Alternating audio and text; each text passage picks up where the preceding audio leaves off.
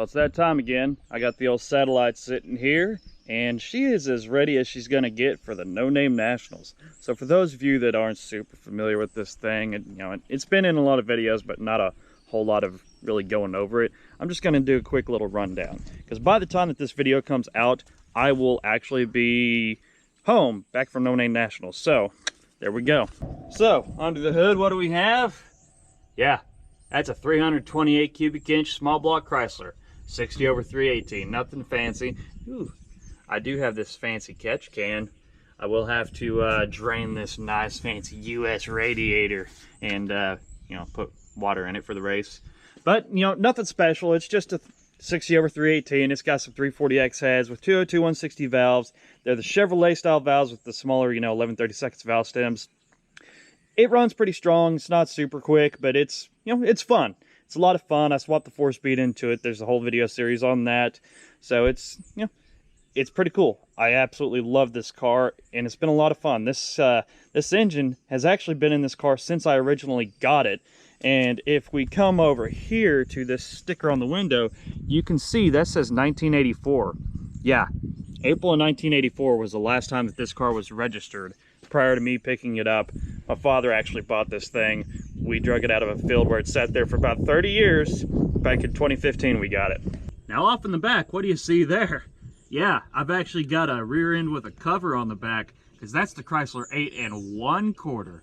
Nothing fancy. It does at the very least have a 390 gear with the sure grip, and believe you me, it'll spin these 295/50s with ease. Look off in here, you can see my Hurst Super Shifter with the reverse lockout. That's Super Shifter 3, I believe is what it's called anyway. I got my fancy Hurst 4-speed ball in here. Yeah, nice and fancy.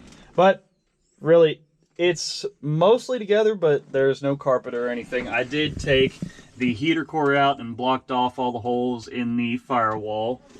So yeah, it's nothing too awful fancy, just an old beat up hot rod. We'll see if I can't get a fancy mount up here, see if we can't mount to this rusty roof and take y'all for a ride. In the eternal words of Les Claypool, fire up, man!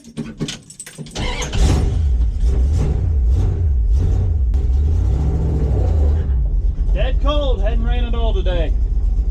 I said dead cold, but it's not a cold start if your old lady could be outside, having a sun bath.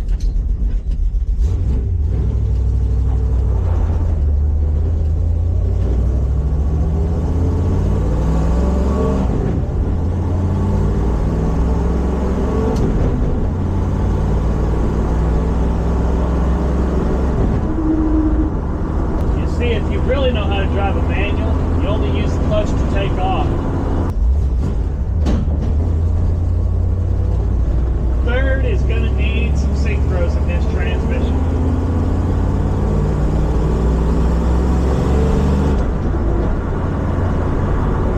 That's going to be fun for that No Name Nationals. Because, yeah, while racing, this thing doesn't like to hit third very often. It'll either refuse to go, or it'll, as I like to say, identify as being slick shifted. So, yeah, it's hit or miss. Sometimes it's great, sometimes it sucks. Who says drum brakes can't stop?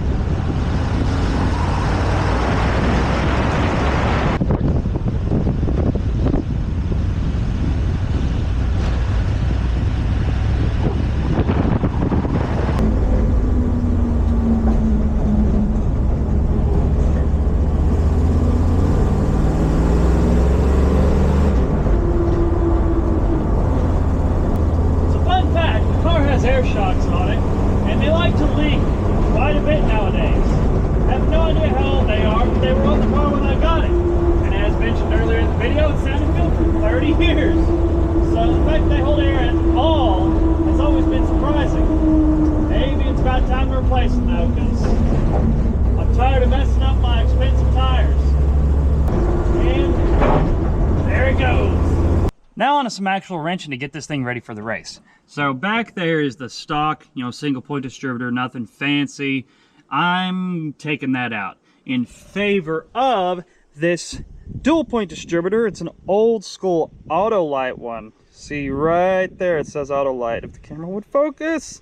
Yeah, old school stuff here. This is actually out of a first generation Hemi. I did a video where I put this thing together. So I'm gonna swap this thing in here. I have the crank set to 15 degrees before top dead center, so that way I can have my timing close. I'm gonna set it, then I'm gonna set the dwell, fire it up, and go from there. So check back with y'all once I have this distributor out and this one back in.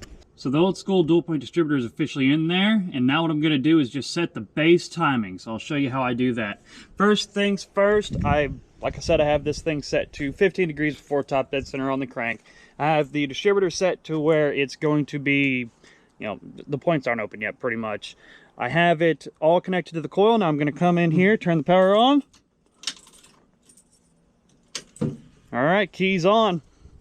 So now, since it's a points car, it's really easy. All I have to do is take the distributor and turn it until I hear the spark, which spark's going to come over here because that's where I have the coil wire set up, but I'll be able to hear it. So just a gentle turn. There it is. There's my spark. So now the timing is set to a base setting. I have plenty of room to move around with this distributor, which is nice because the other distributor, the body was sitting on, like the vacuum canister was sitting on the body of the coil. So yippee, I have a little bit extra clearance now. That's going to be awesome. So I'm going to get this thing locked down real quick. Then I'm going to set my dwell, which, got myself a fancy dwell meter. I'll show you how to do it with dual points because it's a little bit different setup. And then we'll get to actually throwing this thing back together, setting timing and all the good stuff. All right, turn the ignition back on because I have this thing set up to set the dwell. So with the dual point, the thing that you have to do is actually set each point. You actually have to set each set of points individually. So I have the trailing set currently. I've got a piece of cardboard off of, actually this is off the box that the rotor came in. So I've got a piece of cardboard stuck in there. So all I'm going to be adjusting is the primary set here. So what you have to do with this, of course, hook it up to your dwell meter, which is conveniently placed right where y'all can't see it, but I can see it. So it's going to set it to 26 for the first set. And then once I have that, I'm going to take the piece of cardboard out, and then I'm going to adjust the trailing set until it reaches approximately 33 is nominal, but 31 to 35 is what they want for you to have it at. So I'm going to get that done. I'm not going to sit here and show y'all. I am going to see what it says right now, though. So got my fancy handy dandy starter button here, and we'll see what it says.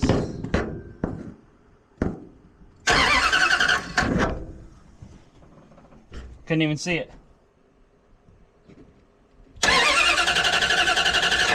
I've got it set really closely. It said 25. So I'm going to adjust it just a tiny bit, and then we will go from there. All right, got everything set up. My dwell, I was 1 degree off on the primary set. Whenever I got that set, pulled the piece of cardboard out, checked with the secondary trailing set on, and it was right at 33. Perfect, where it needed to be. And there goes some neighbor folks. So I'm going to get this thing fired up real quick, set the timing officially, get this thing ready, and then we'll take it for a test drive after I air up the air shocks as well. So yippee, I'm excited. I've never actually driven with dual points. My Scamp has a dual point distributor in it, but the wiring inside the distributor is broke somewhere, and I only had one set. So this will be my first time with true dual points. Yippee.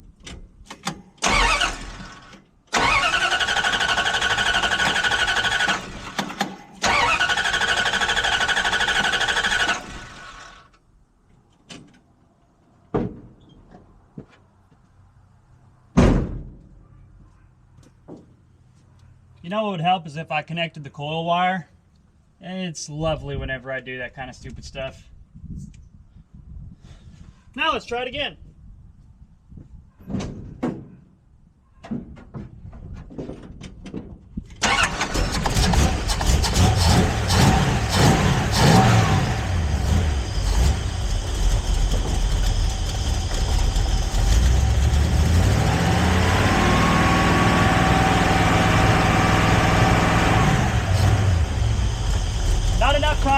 95 degrees.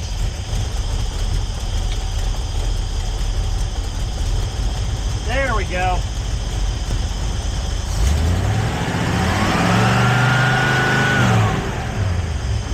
Still not enough.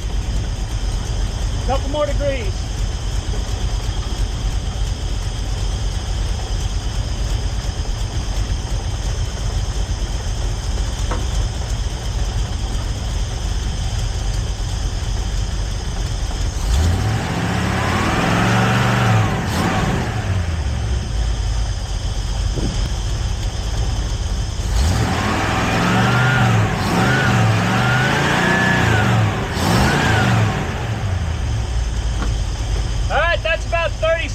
I'm gonna lock it down, check it, and we'll see what it's at.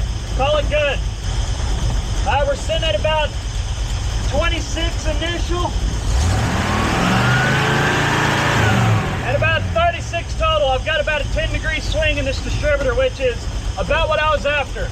I'm gonna kill it, put the air cleaner back on there, up the shocks, and we'll go from there. Take this thing for another little test ride. Here's something interesting. That whine's coming from my timing light. I don't know why this thing whines, but it always has, from day one. Oh, the joys of modern technology, right? All right, dual points in. Let's see if it fixes my weird issue I was having with the tach jumping around at high RPM. You see, with the single point distributor at least, this tach above 5 grand would just jump around it. It'd go from 5 grand to 8 grand to 7 to 8 to 6 to 7 to 5 to 7. It just, you know, it was erratic. So it made it really hard to pinpoint where I needed to shift on the drag strip. And yeah, like, if I'm gonna be racing and trying to actually compete, I want to know where I'm shifting. So dual point it is. Let's see if this fixes it. I'm gonna drive around a minute, do a little loop, see if get the oil pressure to where it's fully warmed up. Right at 60 at 3 grand where it should be instead of like 65 right now. And then we'll make a quick little pull. It won't be full throttle because I don't have race gas in this thing and it detonates. But I can at the very least hit 5,500 and see if the tach jumps. So far the engine still runs the same. I mean, the only difference as far as timing wise that's happened is it now has about 1 degree more timing. It's set at 36, whereas with the other distributor, the most I could get was 35 before the vacuum canister was touching the coil. In all reality, this thing has like no quench area in this engine, 9 1/4 to 1 compression. 36 might not even be enough for this thing. Who knows? At the very least, it has more compression than the 400 in my stamp. Whew, that thing was low.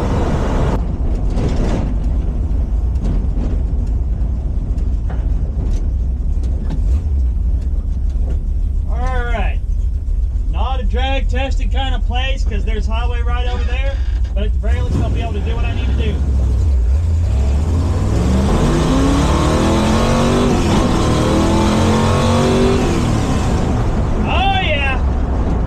Works now.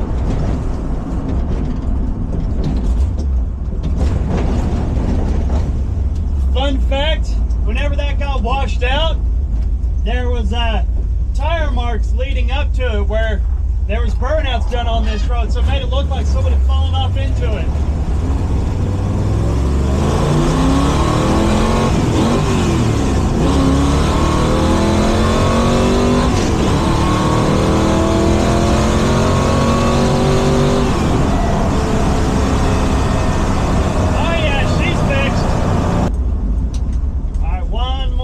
This one is not going to be as big of a consequence.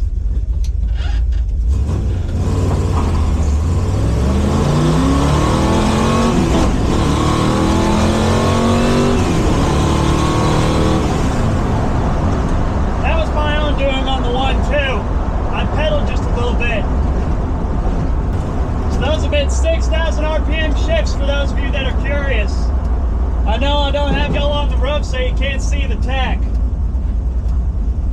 Now, as far as the distributor is concerned, I'm pretty much done. I'm just going to put a little bit of oil in all the spaces and yeah, call it good for now. So for that, we'll see if I get to the other thing I need or if this is the end of the video. Alright, so of course this car is almost completely ready for the No Name Nationals, but there's one thing I really need to do. One last thing to make it to where this thing's gonna pass tech. Install steel braided lines on this car. Now, this isn't your typical steel braided line like what most people use. This is actually an Uncle Tony trick right here. Water supply line. Of course, it is PTFE or whatever inside, so it does indeed fit the whole regulations and everything. And it clamps on. It'll work just fine with the stock fuel pump that's in this thing. So, yeah, it'll be perfect. I just got to cut everything to length. I have plenty of this stuff left over from, you know, building a fuel system on the Scamp. I might have to get another piece of this smaller stuff because this is 5/16 line and I'm stepping it up to 3/8 to fit on the carburetor, but we shall see.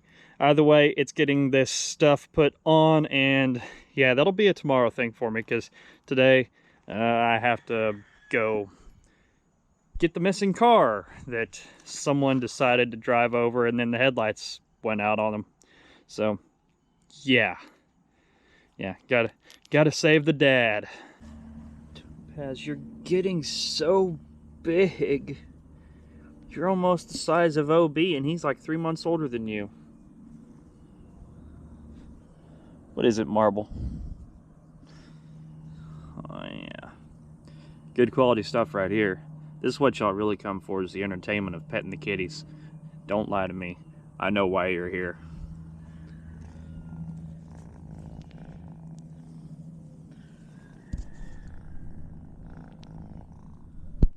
So of course one of the things that's going to have to change is this rubber fuel line. There's just too much of it on this car to be NHRA legal. So I take my little hose clamp off here and I'm going to make sure, try to get this thing off, get it replaced. But I noticed something that's a good tech tip to always check for. See, there's a little split there that I noticed earlier.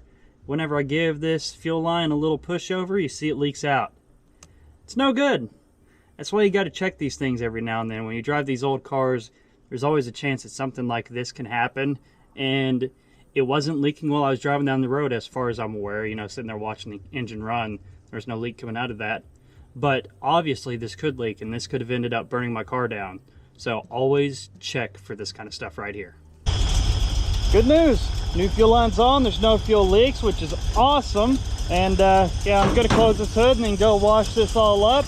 Once I'm done with that, I do need to run by the hardware store because my little tie down over here, yeah, got a turnbuckle holding the engine, keeping it from flopping over. The set screw fell out, so I'm gonna get a new set screw, get that all nice and into place, and strong and stout. And yeah. Oh, by the way, we did go get the missing car. Headlights went out on it. Something in the wiring, I don't know. Went and got it while it was daylight out. So my dad's got his car back. It's another day. I spent the whole night, you know, dealing with ambulances, and I got to watch a helicopter take off, so that's all fun. But let's go ahead and fire this car up. I hadn't driven it in a couple days.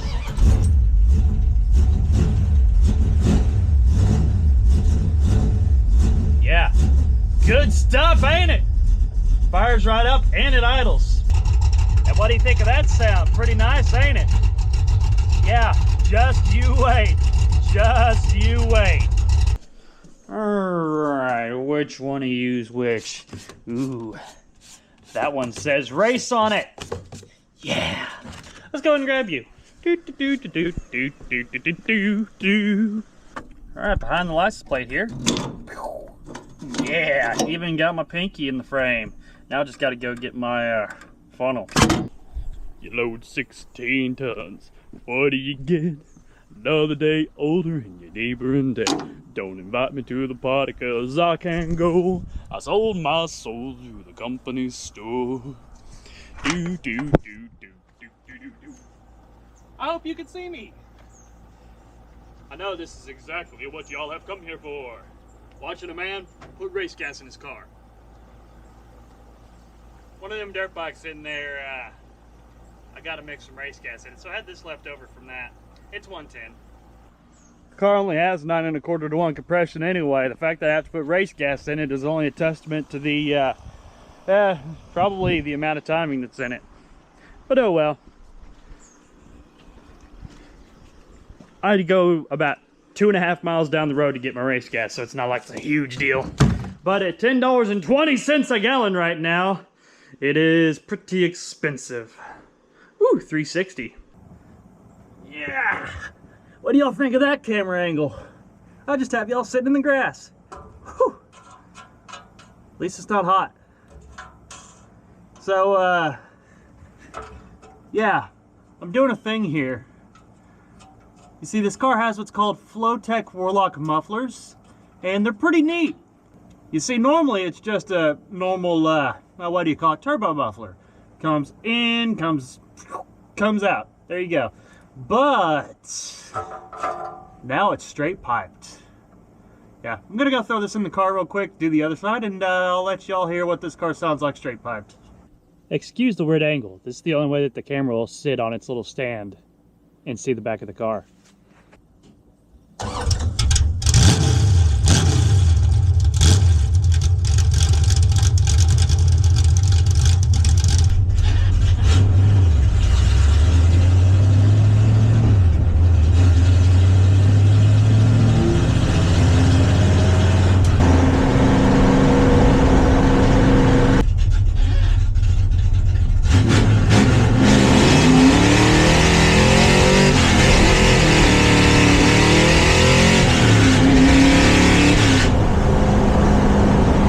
What do you think? How's she sound? She sounds pretty mean, pretty good, man. I ain't gonna lie. Think she's ready to go eat some other cars? Yes, sir. Kick some Chevrolets and whoop up on some Fords? I don't know about that. You're a little slow, ain't it? Oh yeah? Oh yeah? Yeah. Hey, all I'm after is one Barracuda that I want to race. Yeah. And you know what? It's a garbage can, so. And so is this, though. Yeah, but this one's called the garbage can. Hey, you might be able to. Yeah.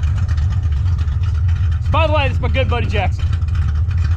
You're on YouTube now. All right, sweet. I like that. Sound good, don't she? Yeah, she does.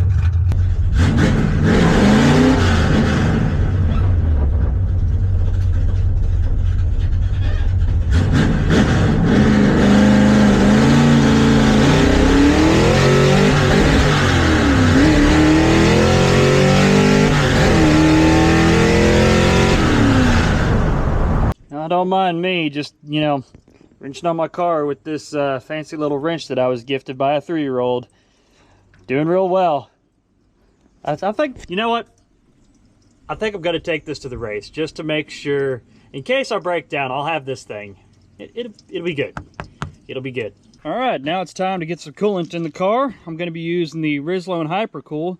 Now, conveniently, I bought this stuff because, hey, you know what? If it's good enough for Dead Dodge Garage, it's good enough for me. And I was watching his most recent video, and, well, he went over the fact that on the Rizlone site, he even pulled up the website and looked it all up, showed you, hey, this is what they say. They tell you not to run distilled water. So, yeah, don't mind this. I poured this straight out of the tap. So this is going to be going in my radiator because, believe me, it's a lot cheaper than the $2 bottle of distilled water. So yeah, I did get the cooling system drained in this car, then I filled it back up, ran it around a little bit, and then drained it back out because I don't have easily accessible block drains in this thing, and I didn't really want to risk messing up the pipe plugs. That's what it is. So yeah, I'm gonna get a cooling system back in this thing, get it ready to go, and it's gonna be drag strip legal. Of course, I did save the antifreeze because I'm cheap and I wanted to save the antifreeze that came out of this thing to put back in. So yeah, catch y'all later. All right, we're at one of the Mexicos. No traffic, it seems. All right, let's see what she does.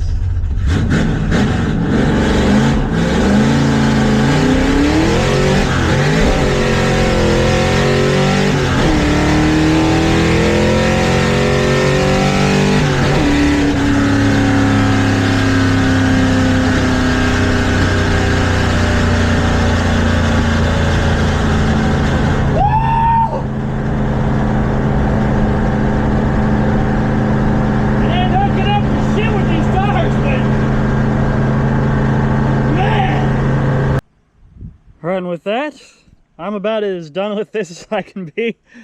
I'm fresh off of that little run, and I'm still shaky from the adrenaline hit. So all I have left to do is I'm just going to give this car a quick little vacuum out. I'll do that in a couple days. Trunk's all kinds of dirty. I will do an oil change because, yeah, get some fresh oil in this thing. And yeah, then I'll just be load the car up on a trailer and get ready to head to Sikeston, Missouri on the 18th. So yeah, I hope y'all enjoyed. By the time this video comes out, I should already be back unless I have some sort of mishap happen. But yeah, I'm thrilled. Let me tell you, it's kind of surreal that it's getting close to that time. I've been waiting for the No Name Nationals for months, since back in January when I decided, you know what, I'm going to give it a shot to go. So time is here. My life's changed drastically since I initially made it, you know, decided to go down this endeavor. But here we are. So, yeah. This is going to be the biggest road trip I've ever done. It's going to be my first time going out of state by my only lonesome. And it'll be the furthest away from home I've ever been. I take that back. I don't know, maybe South Texas is further away, but yeah, it's going to be a trip. It's going to be a trip. So, hope you all enjoyed. And yeah, look forward to meeting all the cool people at Sikeston, Missouri, and look forward to doing all the video that's going to take place there. See y'all later.